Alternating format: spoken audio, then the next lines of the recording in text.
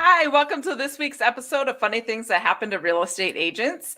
Joining me tonight are John and Jennifer Leonard from Pennsylvania with a few stories to share. So let's get started.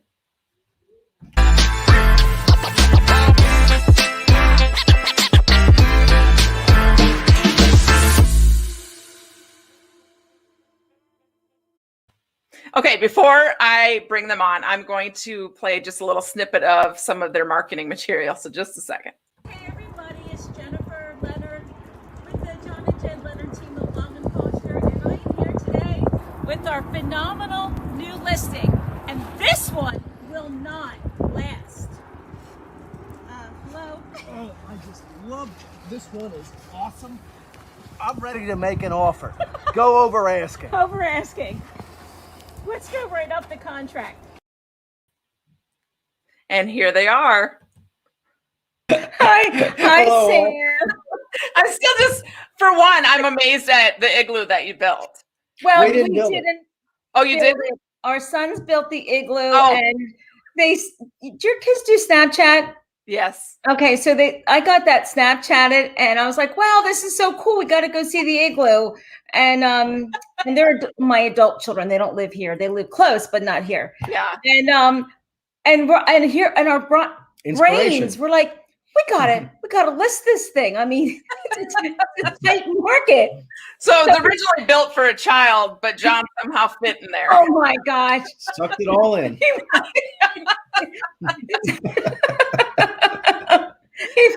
He fit just fine. All So right. it was a lot of fun. Yeah, that's cool. So Mhm. tell me a little bit about your background. So you both worked for separate real estate brokerages in the beginning. We did. I worked for Century 21 and Out of where? out of Westchester, Pennsylvania. Okay. And you go. Well, and I was with Long and Foster, and Long and Foster acquired the group of franchises that Jen worked for. So Mhm. we had two offices a couple of miles apart, and you don't need two of that. So Nope. the offices merged, The and we met offices that way. merged. And And we just Life took became, its course. we just started working together, and everybody in an office, you sort of need someone to cover for you. You know, when you go on vacation, he was my cover guy. So you can go have fun. That's great. He'll go he'll show anywhere. Yeah. You know? So that's sort of how then that happened. Yeah. Yep. So you've been married for 2 years? Is that what you 2 said? years. Yep. Okay. 2 So, years. and did I see somewhere you use the slogan like spouses that sell houses? houses selling Spouses houses. selling houses. I love that. Stolen from another nearby Totally agent. not in all ours. fairness, probably not that original either, No, but not a we still like it. Yeah. It works. It's cute. Okay. Yeah. So tonight you have a couple stories to share. Oh yeah. Let's start with you, Jen, with showing the wrong house. Oh wait, yeah, showing the wrong house. Okay. So I was working with a young buyer who we're sort of new in our relationship. So we're just kind of getting to know each other. And I had a whole bunch of homes to show them, this whole itinerary. And we show up at the first appointment.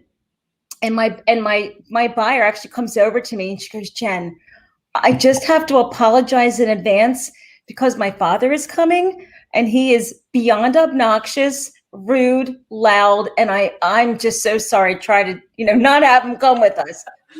I can deal with an obnoxious parent because I am one, so it's good, right? We're fine. All right, so he pulls up, gets out of the car, doesn't even say hi to me. He takes his little survey of the street and he's like, "You know what? We can just skip this one. I really want to go see this third one down on the list. That's the one I'm interested in." And my buyer's like, "See, I told you." And I'm like, "Okay, we're good. We'll be fine." I said, "Sir, these are appointments. I just can't show up an hour in advance to the next people. Right. That's all right." I said, "Let's just go in." All right. So now this is pre-COVID. So we have me and two buyers, two sets of parents. It's the whole family thing. We go up to the house and there's the lock box. I go in and we all go into the kitchen, which is what it opened into. And there's a lady sitting in the kitchen, minding her own business. And she's like, "Can I help you?" And I'm like, "Oh, hi, I'm Jen. And I'm here for your 12 o'clock. She's like, what are you talking about?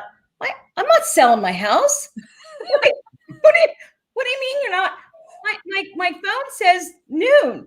She's like, oh my gosh, this happens all the time. Like all the time. Like, what do you mean people walk into your home all the time? She's like, my neighbor's for sale. I'm like, but you got lockbox on your door. Like who has lockboxes on their door if you don't want to be on the market, right? Right. And she's like, oh, I was on the market like 3 weeks ago, but my realtor hasn't taken it off yet. So I said, wow. Well, I am so sorry. So this is not for sale then, just to confirm. She's like, nope. I'm like, now, and of course the dad, the obnoxious dad's like, great. So I did wind up selling this young couple a home, I don't know, a few months later, but the dad luckily did not come back with us. That's great. Mm-hmm. I always love all those all those extra opinions that you get when it's crazy because they all know. They all know. Yeah, they all know. Oh yeah, So he was convinced. So, but that's okay. Yeah. All right. So John, you also have the story of showing up to the wrong home. Yes, but in this case, we attempted to list the wrong property. List the wrong property. We'd sent our just sold cards out, and old school does work. And got a response. We set the appointment, and a couple days in the future, and wanted to do a nice professional job, get a look at the house, take a picture. So our marketing stuff was fine, and it's right on the way to and from the office. So I kind of do a drive-by, roll the window down, and the way the mailboxes were set, basically I just screwed it up at the end of the day. But a couple of days later, we go to the appointment. Jen and I are walking up the driveway, and she kind of says to me, I don't think we have the right house. We're at the right house. And I'm like, of course we are. Of course we are. I'm not feeling this at all. And why not? Okay, I'm not feeling it because like their last name began with whatever. I'll say a T. Yeah. And there is a big wrought iron like S or Z or one of that on big as can be on the chimney. And I'm like, so if we're going to go see the Smiths, why is the Z on the chimney? Like who leaves that? That was probably a former owner. So we're ringing the bell, ringing the bell, ringing the ringing. No one's answering. And Jen's kind of getting embarrassed, and I'm sort of mildly irritated that they blew us off for the appointment. So finally we leave. We're walking down the walk to the driveway, and this guy comes walking across from next door, and he says, "Oh, I think you mean here. It's me." So everything can happen. Yeah. Even when you try to do your homework. Yeah. He did his homework. He did everything you're supposed to do at an appointment. Everything. Do the homework. And I'm like, oh, I said, I was like, great, because you know how it is. It's so hard to get a listing, and you really want to be perfect. Right. And you only get one shot. You get one shot, and showing up at the wrong house does not set a good first impression. With the wrong pictures. With the wrong pictures. But it was good enough. We actually had that. You actually did bring that in. And then we quickly let's cover that page. Not this page. Your house. Well, I'm sure you had the specs of the home, like how many bedroom and stuff. Sure. The information you had was correct, just not the pictures. Yeah. That pretty cover page, where you have with a beautiful shot of the seller's home, looking all dazzling with the light just right behind it. That got ripped, put to the side. But the good news is we did get the listing, so all that homework did actually have some value and some payoff. Yeah. And he said even at the time that the person next door whose door we were knocking upon is an old lady, deaf, etc. So we remain hopeful. Maybe one day we'll get her listing. I want to know if that pays off and she calls you. Yeah, we have to go back. We should. Really? I know. So that's something to do. You got to keep that in your marketing. Just keep hitting that out. Right. Yeah. It looks like your daughter signed on to tell you hi. Oh yes, hi Amanda. Her one fan. No, Okay. No, you have more than one fan. I'm just teasing. So tell me about, Jen, the time Oh, when you were leaving a listing appointment. okay. This is probably one of my favorites. So I don't know, probably about four years into the business, and computers were not really part of a listing presentation yet, and people wanted that face-to-face conversation. So it was a floor call. See, who does floor calls anymore, right? And I go over to my appointment, and I prepared so hard for this. Like, I felt like I connected with these people, and I was also taught, and this is, when you are going to an appointment, already have the thank you card written. Oh, that's That good. way. Yeah, isn't that great? So I would always have my thank you cards pre-written, and as I was leaving the house, I would just drop it in the mailbox up the street, and like, wow, because makes a good impression. Okay, so it was a terrific presentation. I felt so good. I'm like, I got this. I nailed this presentation, and I'm getting this listing, and I was so excited. I mean, really excited. You nailed it all right. Oh, I did nail it. Wait till you find out how.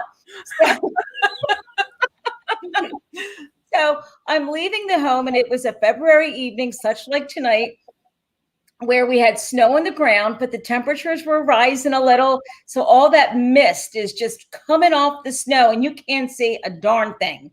And living in the rural country, there's not even a street light. So it's black. And cars back then didn't even have backup cameras. I mean, you got nothing, right? You had to know how to back up your car. So I get in reverse, and I pull out, and I hear thud.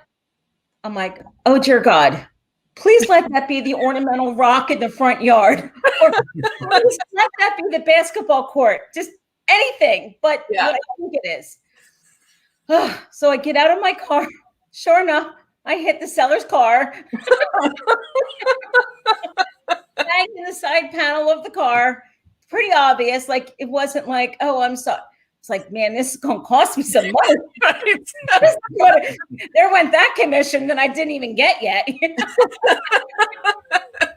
So, and I'm thinking at this point, that thank you card means nothing. I mean, Right. I don't even want to send that. Unless you slip a check in it. So sorry, hit your card. But thank you so much for having me. Anyway, he was so nice. And he's like, look, it's okay. It happens. I'm like, look, I'm going to pay for every penny. So do not worry. So yeah, he took it up the next day. Such a nice guy. Yeah. And then that was it. And I did sell their home, a few months later. That's good, though. I mean, it could have totally went the other way. Oh, it could have been horrible. Yeah, really bad. So I'm glad that worked out. So my lesson on that is never park in someone's driveway ever again. Park on the street. That's a good idea. That's my new, Only I fall in the winter, so it's better that I park closer to the door. Closer to. I'm saving them the hassle of their homeowner's insurance. There you go. Oh my God. I'm a favor by parking in their driveway. Great. All right. So, Is this another one of your fans too? Oh, yeah. Oh, Hi, yes. Joanne. That's my girlfriend. All right. So, John, you have a good story. Yeah. Well, sometimes occupants of a house have the wrong house too. I had a past client selling a home they'd bought decades ago in Philadelphia, and as Jen said, I'll go anywhere. Right. And so not a good neighborhood, not a bad neighborhood, just a workaday neighborhood. And there to change the locks one Saturday with a locksmith and have some other work done on it before we list it. And I'm hearing noises upstairs. I'm like, what's going on? I go upstairs. There's a family of 4 living in the closet. Hello. I mean, you handle things as best you can when you're hit with the unexpected that way. I guess it's fortunate that my partner in crime, the locksmith, was a pretty good sized dude, but it wasn't that kind of situation anyway. Right. But if it had just been me, who knows? I'm a little guy, but they And the people couldn't have been nicer or more gracious. I mean, they really were down on their luck. They Wow. had family up the street. They knew the house was vacant. I kind of discovered later they slipped the basement door lock, where this style of row home is very common in our area, but that's how they got in, and they didn't do any damage to the place. They were only there for one night, and that was it. It must have been a walk-in closet. That's, big family. I mean, that's what I'm thinking. You have 4 people in there. That's pretty good. But strange things happen, and I've seen far worse. I'm sure have many folks watching, but not good for family television. Exactly. I have to say that's one thing this profession has taught me, is that you have to be really good on your feet, like really with it, to cover whatever you might come whatever in. you're going to walk into. I mean, because we all have that horror story about walking in on somebody. I happened to get chased out by a couple college guys who thought I was there to rob the place. Wow. And that was after I announced myself several times. They thought you were going to rob them? Well, they come running out of there. Well, I had a buyer with me. Oh. Yeah. Apparently they didn't know we were showing, but I had yelled several times. But Goodness. I know. You just thought you were going to bust them for their stash. The robbery was just a cover. They were in bed. This is actually a funny story. They were in bed. We were in bed. It was a college rental property that I was showing to a young buyer, and we had scheduled 48 hours in advance just because I knew it was tenant occupied. And I showed them the whole downstairs main level. And it was like so dark in there that we were having trouble finding the lights. And like I said, I announced myself several times, and this was a duplex, so I couldn't tell. I could hear noise, but I didn't know where it was coming from, because it didn't sound like it was like right where I was, right? So there was one more door off the main floor that we hadn't been to yet. And my buyer's like, "Oh, what's in here?" And I said, "I don't know. Why don't you open that up and we'll see." And he kind of opened it quick, shut it. And I'm like, "Ooh, what's in there?" And he's like, "A man in the bed." He's like, "What do we do?" And I'm like, "Run." We're like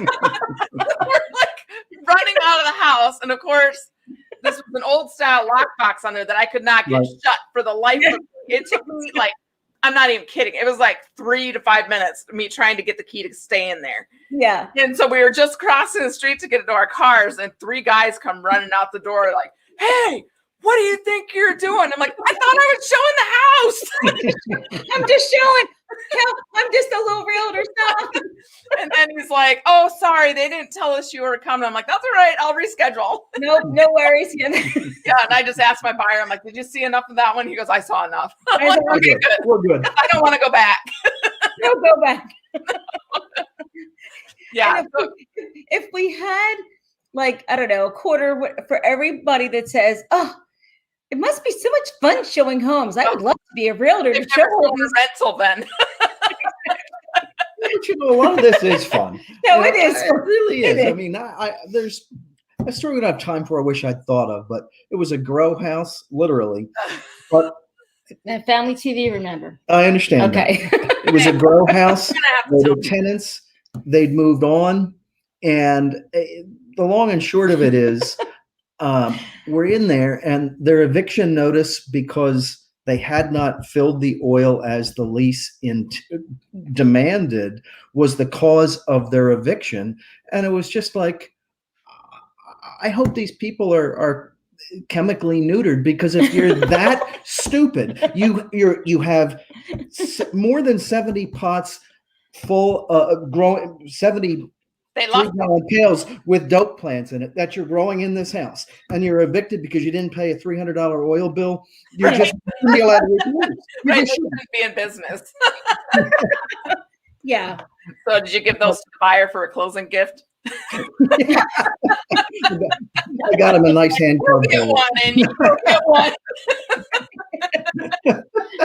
It's just wow. You see? Yeah. It was my 4th month in the business. Oh, that's early. Oh, really?